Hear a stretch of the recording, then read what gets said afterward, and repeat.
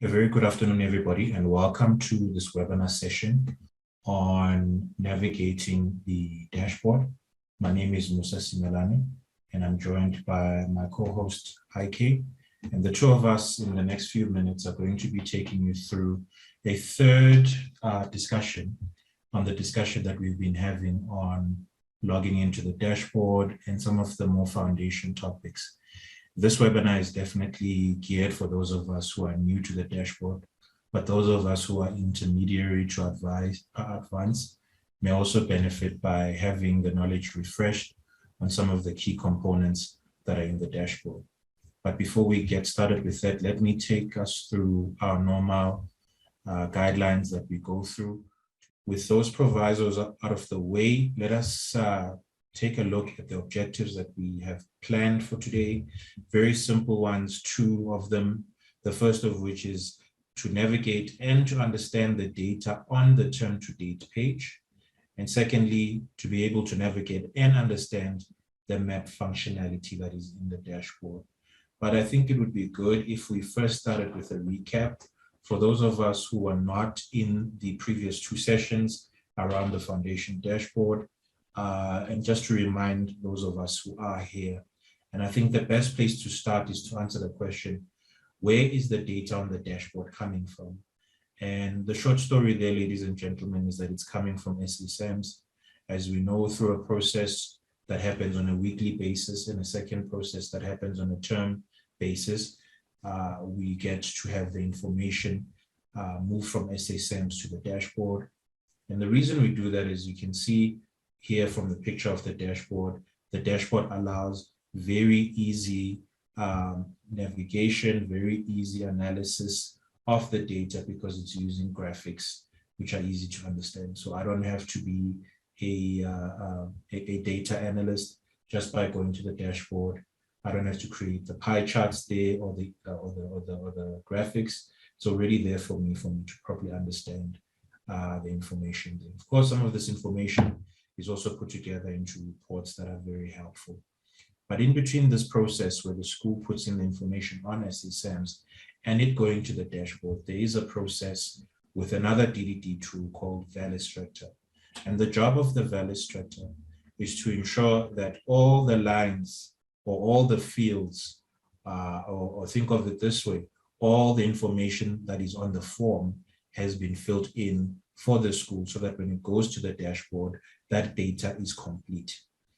We had a colleague yesterday who was saying that they are on that dashboard and they're not able to see some of the reports that are there saying data missing. I can almost guarantee that the Valistrator actually gave them a signal to say that some of the data is incomplete. And of course, we do have schools that don't use SASAMs, that use third-party administration system. It's my understanding that work is being done there to ensure that as much data as possible is also transferred to the dashboard. But the official message is that SASAMs is the official recording platform that is compatible with the dashboard. And when the data is there on the dashboard, all you have to do is just go to our website there, which is www.ddddashboard.co.za. IK, if you could, don't mind just sending that to everyone via chat, www.ddddashboard.co.za.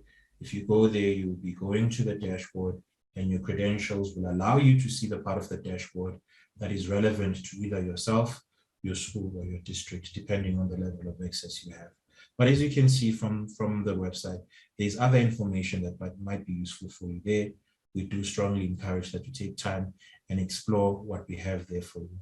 But to log into the dashboard, you simply click on the login button that is here, and then it takes you to a screen that's going to ask for your username and your password. Of course, the information that's on the dashboard is very sensitive, and we want to ensure that it's the right person making the access, hence this process.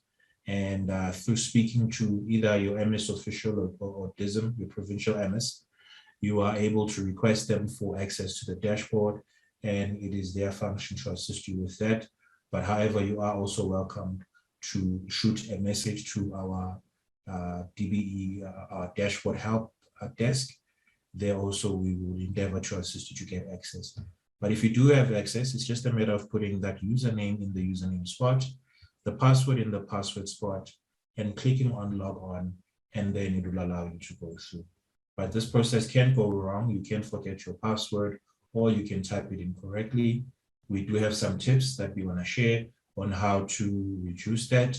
But if in fact you have forgotten your password, clicking on either I forgot my password or clicking on I forgot my username, either of those processes will take you to this page here that either asks you to put your email address or this page here that asks you to put your username. Both of these processes end up with a message in your email, the email that you use to sign up for the dashboard. That email, in there, you will get a message from DDD where we will reset your password and give you a temporary password that will allow you access in the dashboard so that you can now create a new password that you'll be able to remember. And as you can see from this process, you will put your username and password there. You put in that random password, or rather that password that you got from your email, the reset password. And by clicking login, it will then take you to this screen where you will then create your password. And the idea there is that you create the kind of password that you will be able to remember, something like the name of the school that you went to, or the numbers of the address and the location of where you first live, but something that no one else would be able to guess, that only you will know. We've seen colleagues use the temporary password here again. We strongly discourage that. We want you to take the time and to think up a password that is relevant to you, but only you will be able to remember. That's easy for you, but will be difficult for someone else to know. That's the kind of password we recommend here. And you'll notice, colleagues, I am going fairly quickly through this recap. We do have a lot to cover on the other side of this. If you're unsatisfied with this review, I do point you to our YouTube channel, which we will link in this session. If you can go there, you'll be able to see the first session and the second session. In both those sessions, we spend some time covering how to log in, and I recommend that you go there if you're finding yourself struggling with logging in. Another point that we spoke about in previous webinars is the 5 things you need to know to navigate the dashboard. And this part of the review, I'm very happy to do again, because what we're going to speak to today will still need you to understand these 5 things. So what I'm going to cover today will still speak to your understanding to do these 5 things. The first thing there, of course, when you land on the dashboard, you will see it's a page with pie charts on the top. It's got a black, or rather it's a page with a black part here at the top. It's got a turquoise area here with some information. Then you have 3 pages, and underneath that is where the pie charts will be. So that's what it looks like. And I just want to break down the key parts or the key points here that if you know them, you'll be able to successfully navigate the dashboard. The first of which, of course, is the coat of arms here, which is the home button. And the information on the dashboard is very rich and it's very layered. And you might find yourself several layers deep. How do you go back to the beginning of the story? If you click on that icon, it will literally take you back to where you started your analysis. So that is the home button. You know it because it's got the coat of arms for education. Don't click the yellow one that's on the address bar above this. You want to click the one that's in the black, and that will allow you to go to the beginning of your data. The second part here is the search button. I'm sure we're very familiar with this one. Almost every Windows application has this search. I've had a colleague of mine also call it a tennis racket, but it's actually a magnifying glass. Here it allows you, depending on where you are, if you're in a school level, you'll be able to search for learners and educators. If you're above that, you'll be able to search for schools and other entities. So if you click on that search button, it pops up this window, as you can see here. And there's a nice big block there for you to type what you want to search for. And I always like to make the example to say, if you are an SMT or a principal and you're sitting there on your desk and they bring a learner in front of you for a disciplinary issue, it's a nice habit to get into, to just type that learner's name there and see exactly, it will take you to the page of that learner, see what sort of results or sort of performance the learner is having, what kind of attendance this learner is having, so that your discipline discussion can also be backed up and added to by what you're seeing the learner performing as in their subjects. But it's very simple. You click there, you search for what you want to look for, and the advice there is you don't want to type full names. You want to type the first 4 or 5 letters of what you're looking for to allow that algorithm to properly find what you're needing. Of course, down here, by clicking on the radio buttons, you decide what you are wanting to search. Do you want to search for learners or educators? At the school level, this is all we will have available. But for those of us in circuit and district, we'll also be able to search for non-school and school institutions. Click the search, it will show you a page of what it thinks you're looking for. You click on the right thing, and then you'll be in the page of what you're searching for. So very key there, the search button. And right next to that, right next to the search button, it's this icon with the calendar on it. And you know, we always upload data as schools onto the dashboard, and that data doesn't rot, that data doesn't disappear. So if you've been uploading since 2017, for example, you're very much able to go back to 2017 and see what the performance is there, and maybe see some trends that may inform what is happening in your school today. And that's what the calendar icon allows us to do. By clicking on that, I can choose the year and the term, and if I hit apply, the entire dashboard will shift and show me the information from that time period that I have chosen. Then, very similar to the calendar icon, we've got this arrow with a line. It's an arrow with a line in it, and it's 2 of them. One of them is grayed out, but both of them allow me to go back or forward in time, but only by 1 term. So as you can see here in my example, I'm in term 1 of 2018. If I click on this arrow, it will take me to term 4 of 2017. Click it again, it will take me to term 3 of 2017, so on and so forth, going back by a term at the time. And of course, it's also able to allow me to go forward when that is available. I don't want us to confuse this arrow with the one with the tail on it. The one with the tail on it allows us to go back a page. So not necessarily going back in time, but going back a page. So if I'm in a school and I go to an educator and I go to a subject and I want to go back to the educator, by simply clicking on this arrow, it allows me to go back and forth in the dashboard. It's almost like downloading the page again, but saving me data because it just uses what I've already downloaded. So these buttons are buttons that you're going to find yourself using quite often if you are navigating the dashboard. With those foundations now set, I feel very comfortable and confident to now speak on one of the pages that are on the dashboard, which is the term to date tab.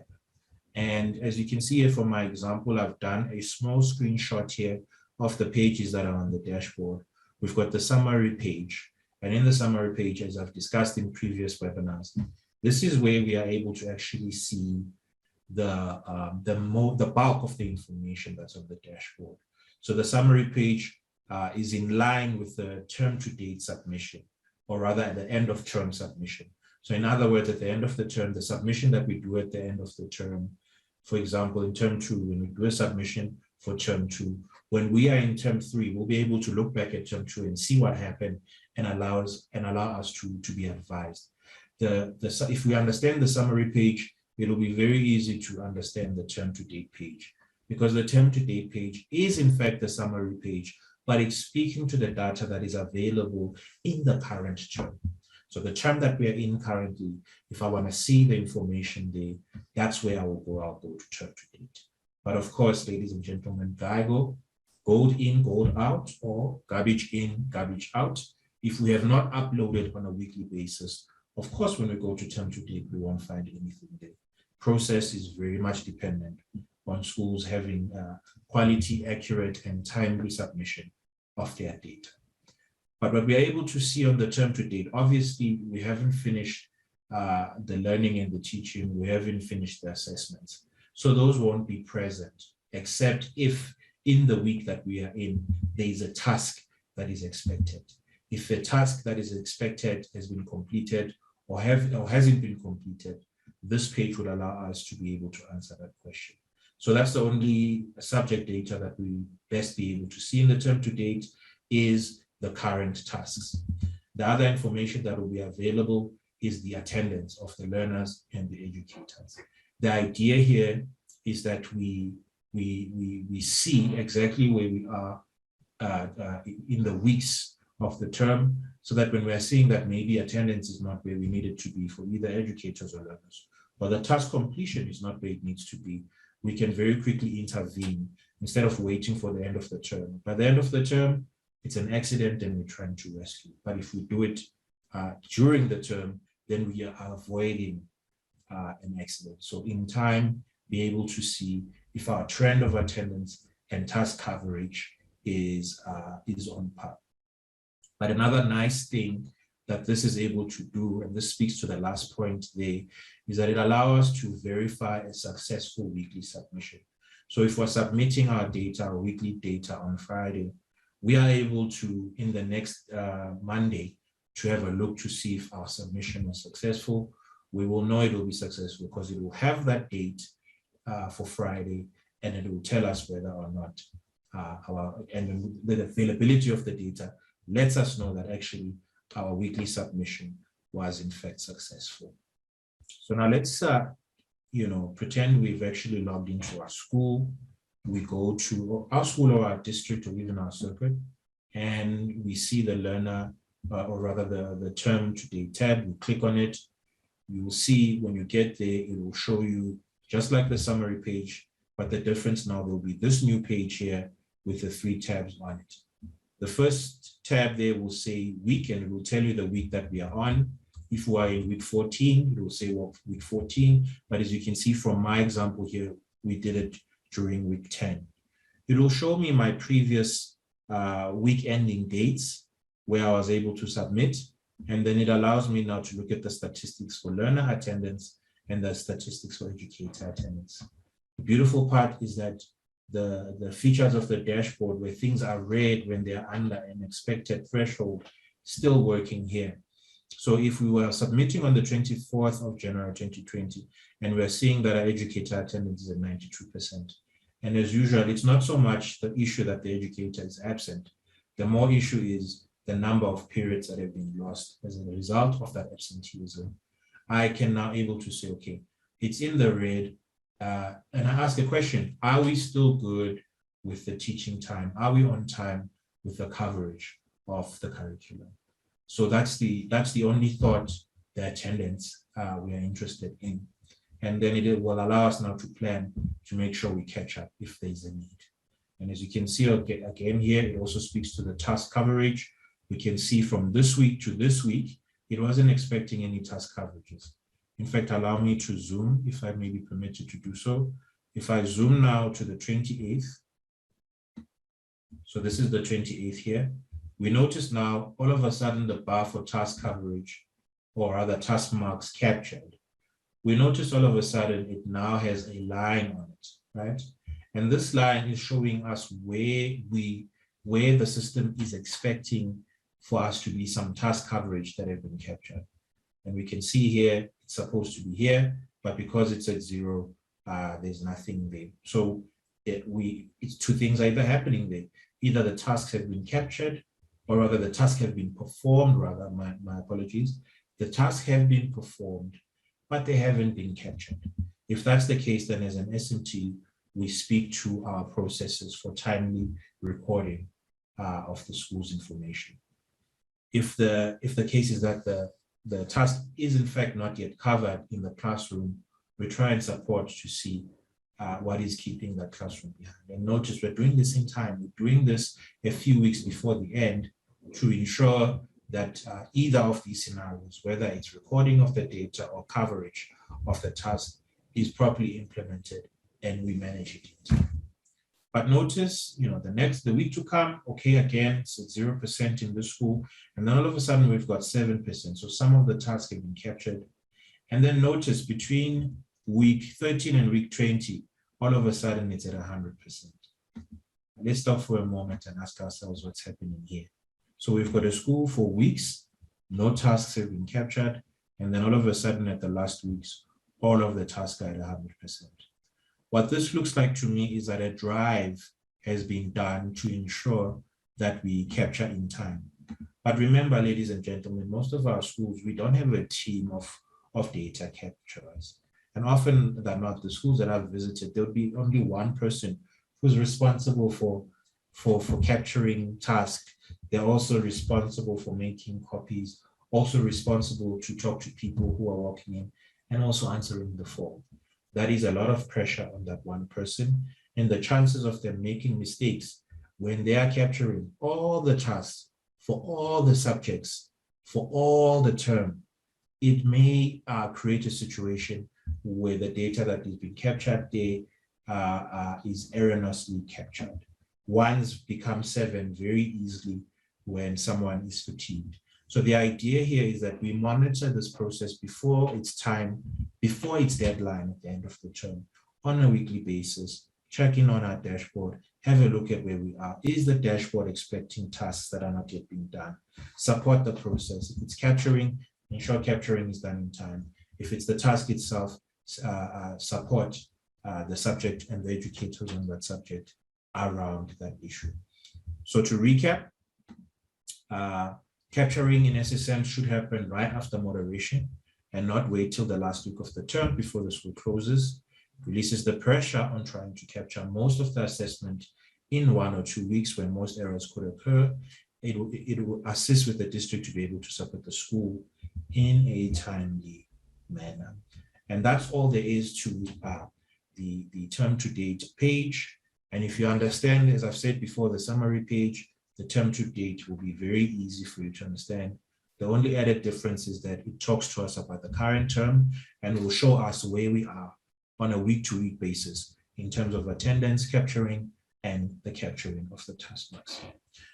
I now move on to the part of the dashboard that can be very fun to play with and go through.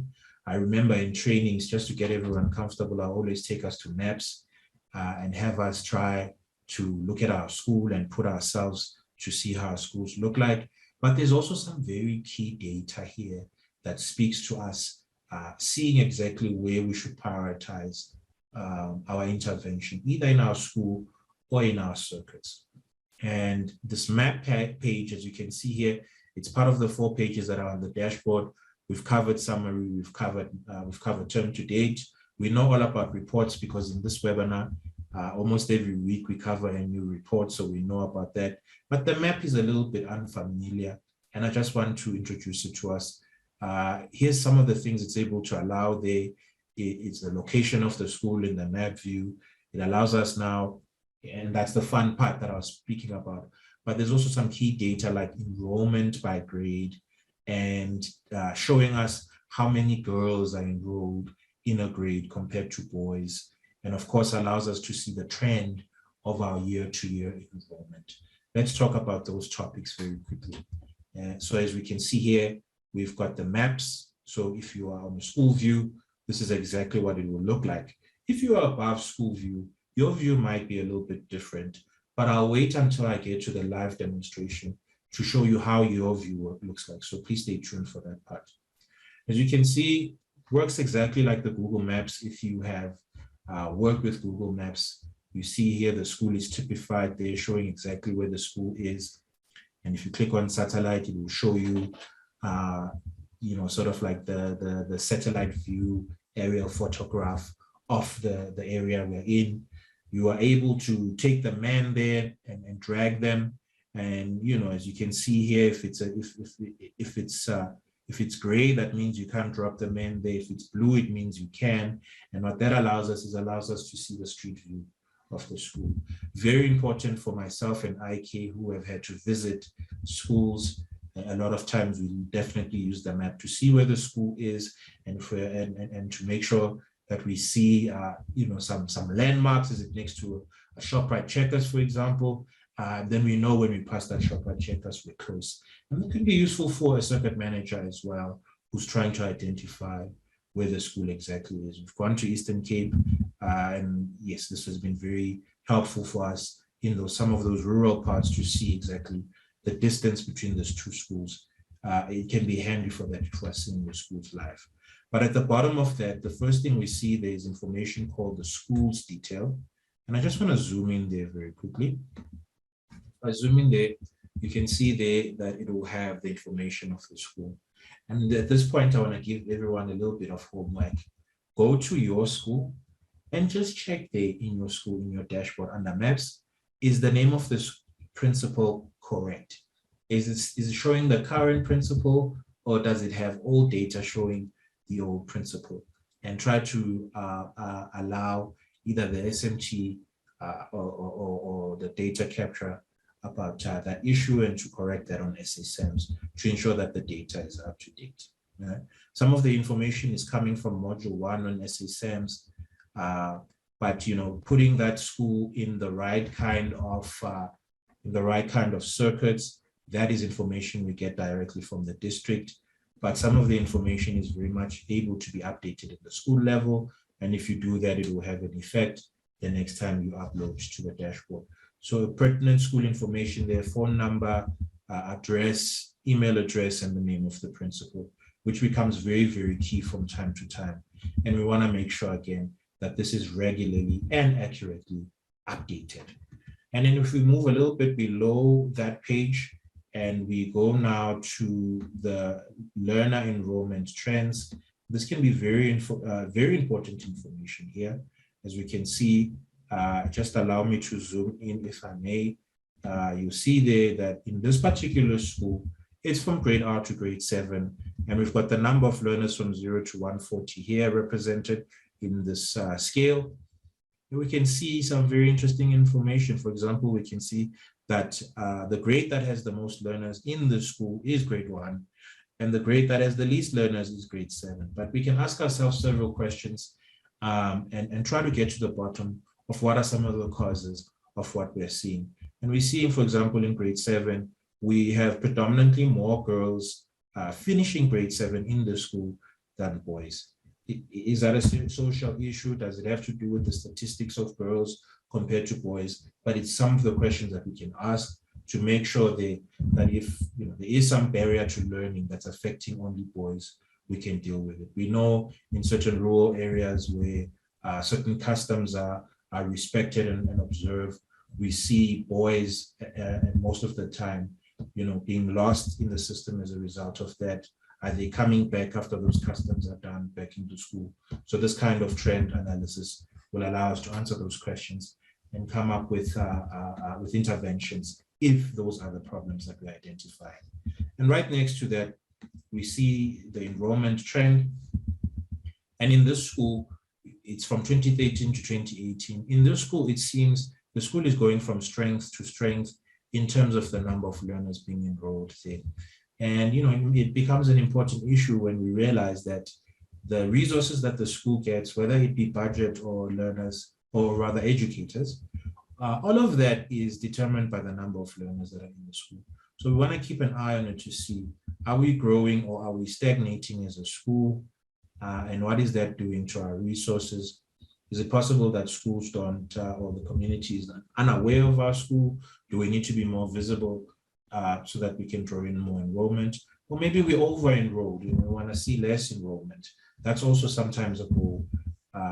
Be that as it may, this particular statistics can talk to us about where we are in terms of that enrollment. Now that I've spoken in a theoretical way about the 2 pages that I'm representing today, I do now at this point want to go to the ED dashboard, which is the education and simulation dashboard that doesn't show the information of our schools, for us to see exactly what this looks like live. But before I do that, I do just want to cut to IK for a moment to check whether or not there have been some questions as I was facilitating. IK? Thank you so much, Musa. It's been quiet in the chat box. As I always say, it says one thing. Either people are entirely lost, which I know if they are, they would engage the chat box, or you're actually doing an amazing work by explaining and people understanding very well. Just to remind them that please, you can post your questions on the Q&A chat box, and I'll be here to respond to you. Alternatively, if you want to actually air your question, comment, or contribution, please just exercise some patience. When we get to the Q&A, you'll be able to do that. We'll give you the access to do that. That's all from my side. Thank you so much. Wonderful. Thank you, sir. All right. I think it would be easier if I just share my entire screen here. I think that will make things a little easier. So this is my desktop and not too different to a desktop that you might have.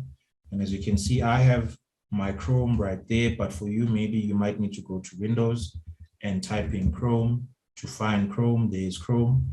And if you don't have Chrome, you can use any other Internet Explorer. You can use Edge if that's what you have. We just recommend Chrome because we find it works a little bit better. Oh, my apologies. It looks like I've stopped sharing. Let me try to share again. All right. And as you can see here, when you open Chrome, this is my landing page for Chrome. And then this is where you type in the address for the dashboard. It's www.DDD Dashboard. Notice my computer already remembers me because I've been here before. And if I hit enter, it will then take me to the dashboard. And I think I want to make a very strong point to say we are typing the address on the address bar, which is typically at the top of your browser, not on the search, because search is saying, hey, I don't know where I want to go. I have an idea where I want to go. But if you do that, it will give you everything that has the words that we are typing in. And so that's not what we want to do. That's not ideal. It may have unpredictable results. We actually want to go to the address itself and make sure we're typing in the address because we know it. So let me try that again because I stopped it there, www.dddashboard.co.za. And as you can see there, it's spinning, letting me know that it's attempting to take me in. And it will take you to the DDD Dashboard web page. And there's a lot going on there. One of the other things you're able to do here is actually register for the session by clicking on the register session. I know sometimes there's a struggle with people seeing our link to the webinar. If ever you find yourself either you're not invited because we decided maybe the particular webinar is not for you, you can simply come here and click on here it is, the webinar registration, and it will take you to a page, and then you will get a link that will invite you to the session. But let me not waste too much time with that. Let me go to what we're here for, which is the dashboard. If you click on login on the dashboard, it will take you to the dashboard here. And as you can see, mine already remembers my details. And I just want to stop us for a second here and say, if you've typed in wrong information, if you got your username wrong and you got your password wrong, and you told Chrome to remember your password, it will not know the difference between the wrong password and the correct password. It will remember your wrong password. So if you are trying to log in and you're struggling, I strongly recommend that the first thing that we do is that we click on the X here.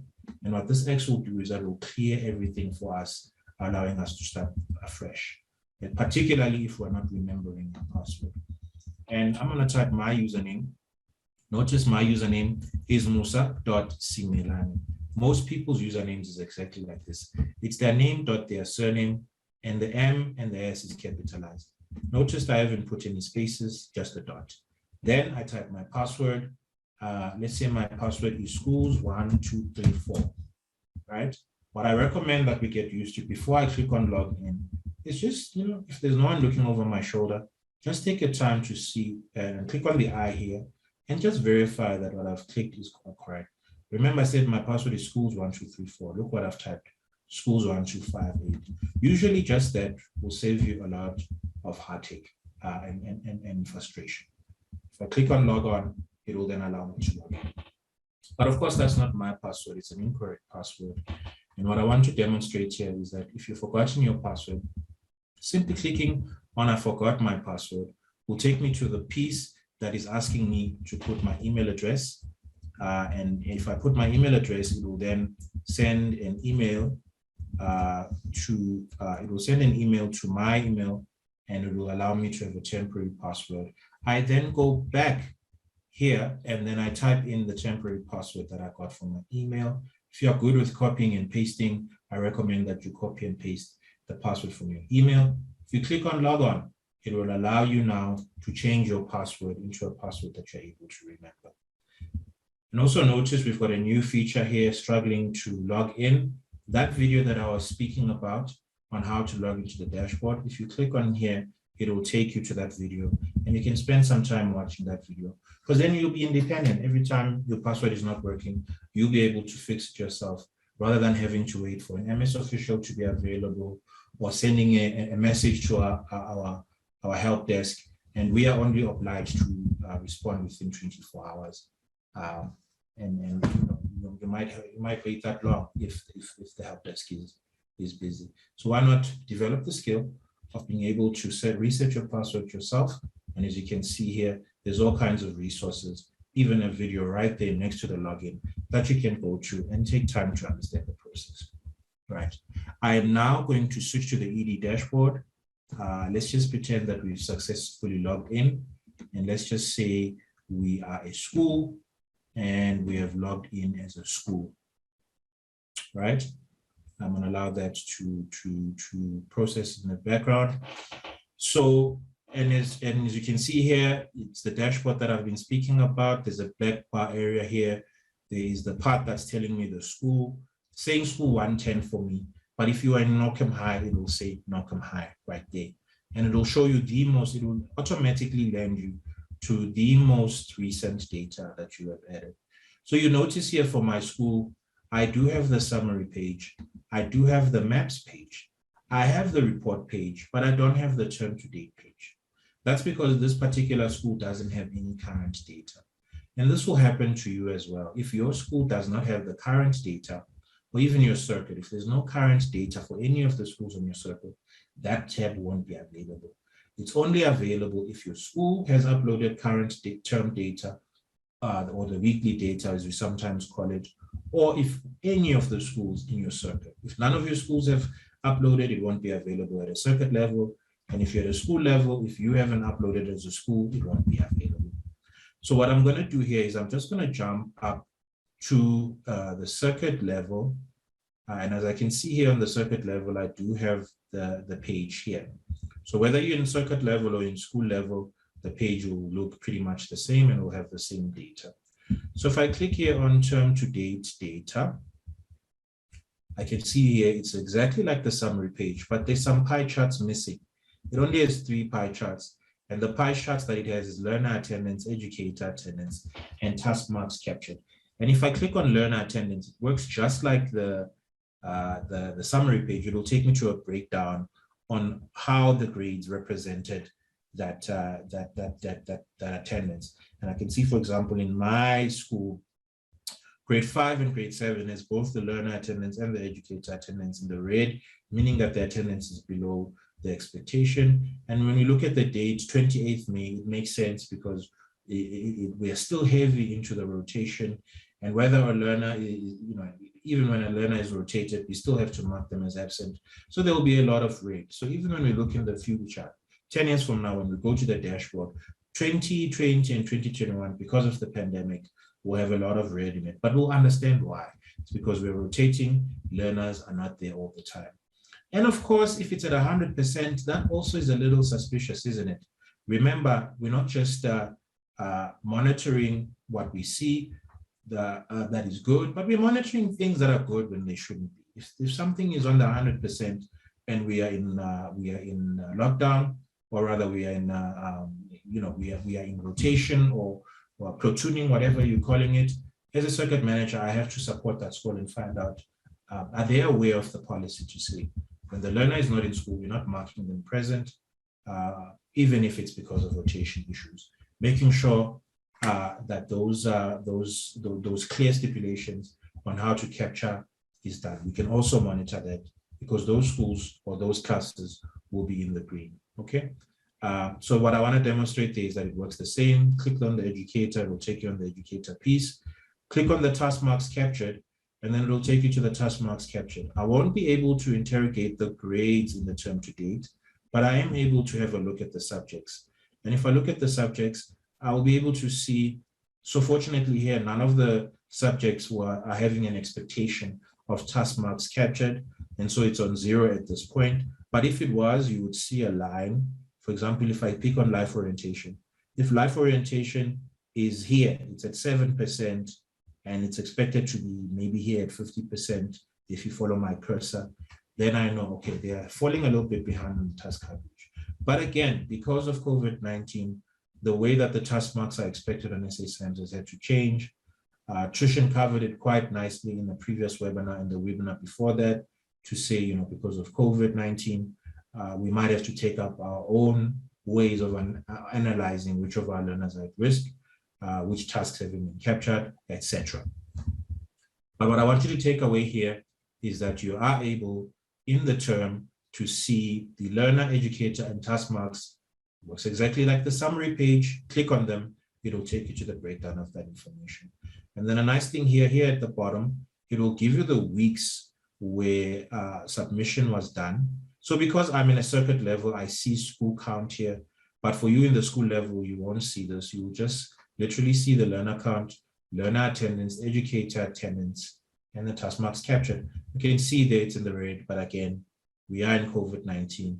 It's something that's expected for it to be in the red because we only come into school 50% of the time as learners. All right. I hope that explains the term to date tab. And now permit me to go to the school level first. Let me just pick on a school here. I've actually been able to find a school that does have term to date. And we can see what that looks like. Exactly like I said, it won't have the schools for you, but it will have the week ending, the learner attendance, and the educator attendance right there, right? So now let's jump to the map. Let me demonstrate to us the map functionality. And if I go to maps, you'll notice now it's showing me exactly where the school is in terms of the map. Like I said, if I click on satellite, I'm able to see the, you know, the relief and how exactly the area looks like. I'm able to drag this man. And as you can see, it's got dots around it only because, you know, we've protected the school. We're not showing a real school. But if there was a real school, there would be roads and I'll be able to put the little man there. If I'm trying to visit the school, I'll be able to get a street view of the school as per, you know, the way Google Maps works. But below that, here we go. We've got that information for the school, the principal, the contact person, the type of the school, all the key details that is mostly found on module 1 of SA SAMs. We also have the coordinates here and which circuit the school belongs to. That information we've sourced from the district, but most of the information here, we are actually finding it from the schools capturing. And if I scroll a little bit down there, you can see those enrollment trends that I was speaking about. I'm going to try to zoom in. And I can see here, for example, in the school, grade 3 and 4 have the same number of learners, but all of a sudden I've lost girls between grade 3 and grade 4 in the school. What's the cause of that? Is it something to be alarmed? Is it statistical? Why is it so many boys here and little girls here and more girls here? That's something that I can interrogate. I know there's sometimes, you know, social initiatives that are happening in school with gender in the mind to ensure that you know, we are being sensitive to some of those issues. And in this school, we're seeing grade 3, 4, and 7 having the most attendance. So these are some of the analysis that I can pull from there. And if you remember in the first session, I said if you're using the dashboard, just get used to putting your mouse in places. Notice if I just put my mouse, I'm not clicking anything, I'm just setting my mouse there. There's a pop-up that appears and it's talking to me about the girls in grade 7 compared to the boys, but this time it's giving me the actual number for both. And I know sometimes these statistics are requested and you can just find them there from the enrollment by grade. We see here in the school from 2014 to 2021, you know, some spikes in 2016 and 2018 in terms of number of learners, but the school is basically on a decline from 76 to 50. Maybe that's desirable. Maybe the school has been given a mandate, you know, to lower the number of learners it has. It's possible. But if that's not the case, then we can say to ourselves, okay, the less learners we have, the less resources we have. We won't be able to have as much educators and budget as we are requiring. Should we be going out and speaking to people about our school in social or for community events? But not to put in your mouth what you do with this data. I'm just saying that the data is there. And yeah, that covers it for me in terms of the basics of using term to date and using maps. I hope this has been helpful and enriching to you. I do now want to share my PowerPoint again, and then now we move into the question and answer session. And I will divert to my colleague IK. Has there been any questions from the group as I was facilitating? Thank you, IK. Thank you so much, Musa, and thank you so much for that very clear session.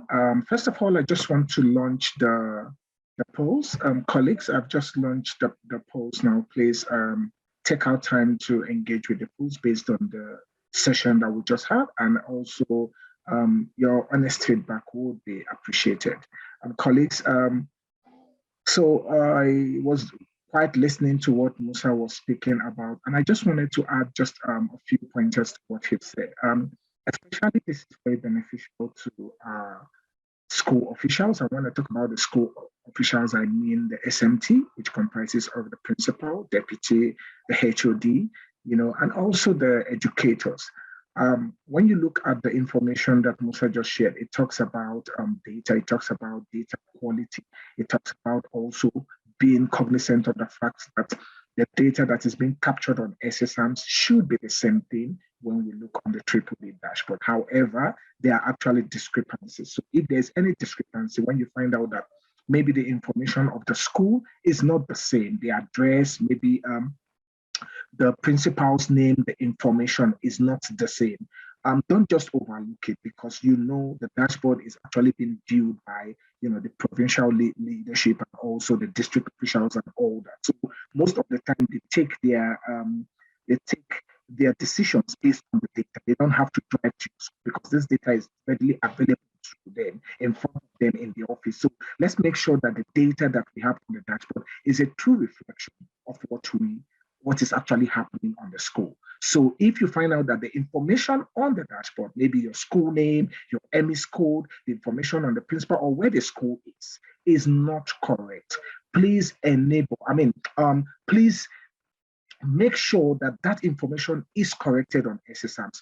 For the information of your school and for the information of your principal name, his information and all that, that can be done on Model 1. That is general school information. All you need to do is edit on SSAMs. And by the next time you submit your data, it is actually showing on the dashboard with the right information. So whatsoever you have, whatsoever you capture on SSAMs is definitely make sure it is actually verified. Then it is actually now being submitted to the dashboard. Another thing I just want to make note before I go to the Q&A is capturing. So if you find out that most people, the capturing is not actually done timeously.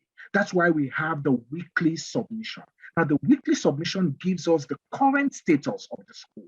Remember, when the school opens for the term, right, you have those late admissions that come in. You can only pick the right number, maybe the number of educators, learners, and all that. You can only pick the right numbers on the weekly submission data, right? Because that is week after week. Now, imagine if you are not submitting your weekly submission and it comes end of term. Know that you're going to start from the beginning. Now, for those administrators, those schools that actually submit their data timeously every week. Now, when it gets towards the end of the term, when they're expected, when there is a circular that goes out to say, submit your term data, they are left with maybe a week or two, right? As against starting from scratch. So it's very important. And information like educator attendance, learner attendance is very important because the circuit level, the district level, the provincial level, they need this information and they need it to be actually 100% correct and submitted weekly because they use it in planning and all that. So I would employ us, the officials in the school, to please make sure that the data that you capture is actually verified. One is captured timeously and is submitted timeously. This will help also those in the district office that are actually planning interventions and all that. So that being said, is there any question, comment, contribution based on what you've heard? Is this something you want to share? Is it something that is a question that you really don't understand in the course of this session?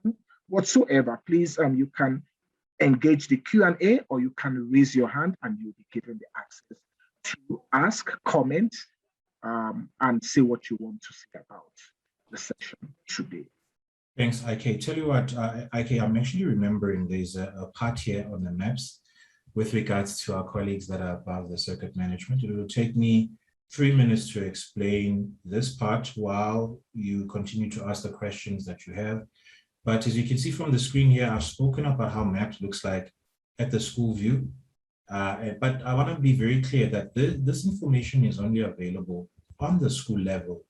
If you're in a circuit level or above, our colleagues who are in the curriculum space or circuit management or ITSOs, for you, it is very different. It will show you actually the schools that are in your circuit. As you can see here, for example, I'm in circuit 1018 in the map view. I'm able to see the schools. But the powerful thing that I'm able to do here, if I go to the metric and say I'm interested in seeing the learner attendance represented, if I click metric and say learner attendance, notice the color has changed. It's now showing me 2 schools that are in the red. Those are learners that are below the threshold when I use learner attendance. You can also use the report pass mark. You can see here I've got schools that we can label underperforming schools, which have a low report and pass mark. And if I zoom in, I can see them there. And this will allow me to actually plan a track to say I'm going to start with the school, then go to the school, and then come to the next school. So I do want to add that for the recording. I neglected to mention it during the session.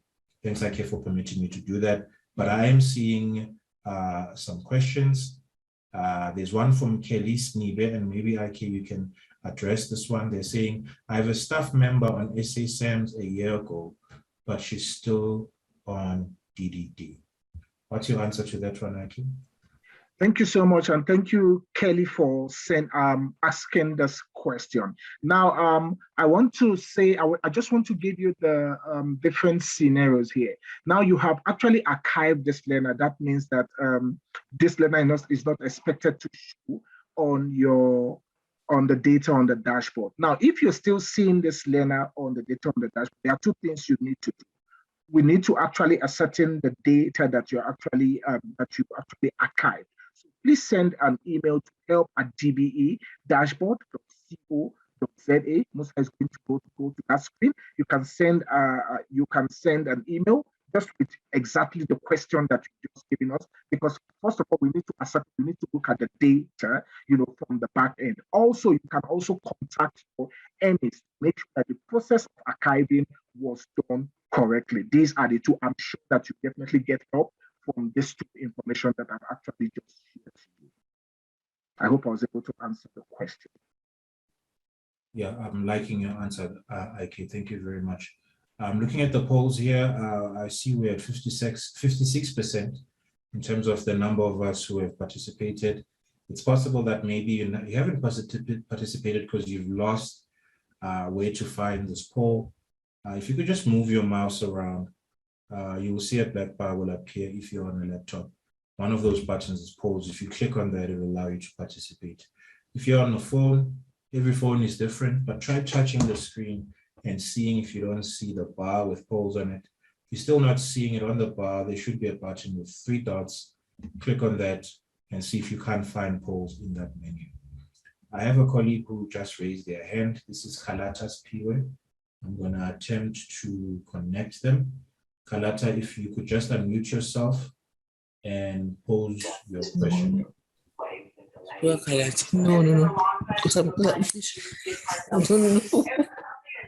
Oh no, please.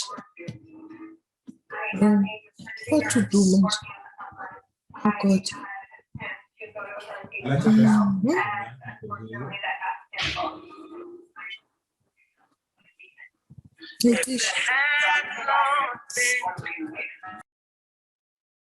All right, it seems to me IK Kalata wasn't prepared. Yeah, it is an error, yeah. Sorry about that, Kalata. Your hand is showing as raised to us. We have to try and connect you. Hope we didn't stress you out too much there. It's absolutely no problem that you are not ready to speak to us. We have a second question from Kelly here. And they're saying I have a school with special classes and normal grades. My attendance for learners for the special grades give an error on Valistrator, but normal classes pull through. Kelly, that is 100% to be expected. We need to remember that CAPS is geared towards the more normal classes. When it comes to special classes, what CAPS is seeing to take a year might actually be taking 3 years in a special class. And not all special classes do the same. There's different degrees of needs for the learners. So in that regard, SASEMS and by consequence, the dashboard is unable to properly assign and relate what it's expecting to what we're seeing from special schools. I do not have a clear-cut answer on how you are to approach this in terms of capturing, but this one definitely is in the table of your circuit manager or ITSO. They need to provide a guideline for you on how the task needs to be captured, but I wouldn't expect those classes to reflect in a perfect way on the dashboard, particularly around the achievement. But as far as the attendance, there we can do some monitoring. But as far as the other metrics, I do refer you to your most immediate manager on that solution. IK, do you have a response before we move to Joseph's question there? No, thank you so much, Musa. Based on that, if Kelly wants to take it a step further, Kelly can also engage our DDD help desk for further clarification based on what you've just said. Also, you're on mute, Musa. Thank you, IK. Joseph is also asking a question, but I think it's in relation to Kelly's first question. Multiple reasons that might be showing up. Archiving of educators is one of the possible reasons. We won't be able to tell. We do want you to reach out to our help desk to see what can be done to assist in that situation based on the cause for your particular school. I'm looking at the time. We're exactly 1 minute over 1. And I think let me close the session and thank everybody for attending. This was a fundamental session, and we did it because of your feedback. And we really hope those of us who are new are finding a use for the dashboard and an understanding of its simplicity and power. Hopefully, this means that you will be logging in and using this dashboard to inform your decisions and your planning in the school based on the data that is coming from your school. Thank you for attending. I want to wish everybody a wonderful weekend. Until we see each other next time. In fact, let me actually share my PowerPoint here. And I was about to tell you to share the help page so they can see. So if you are needing any assistance, not only do we have the help desk, you can see here there's a list of our colleagues who are in different provinces. Please shoot them an email. They might be more geared to assist you because they understand your situation. But we also have our help desk there at the bottom. Please contact us, and as you can see from this block here, we have these webinars every Thursday and Friday at 12 until 1. You're more than welcome to join. If you don't get an invite, please go to our website and register yourself. But thank you for attending. Looking forward to seeing you in future events. IK, your goodbyes. Thank you so much, Musa. Colleagues, thank you so much for having the time to be with us here. We appreciate your time, and we appreciate you being available. Colleagues, let's do this next week, where we'll be having the same webinar, but a brand new topic, same platform. Please register to attend. As Musa said, if you don't have the link, please go to our DDD website and please register from there. Also, you can also share this information to your colleagues who you feel that this will be beneficial to. Thank you so much, colleagues. Have yourself a blessed weekend and see you same time next week. Thank you.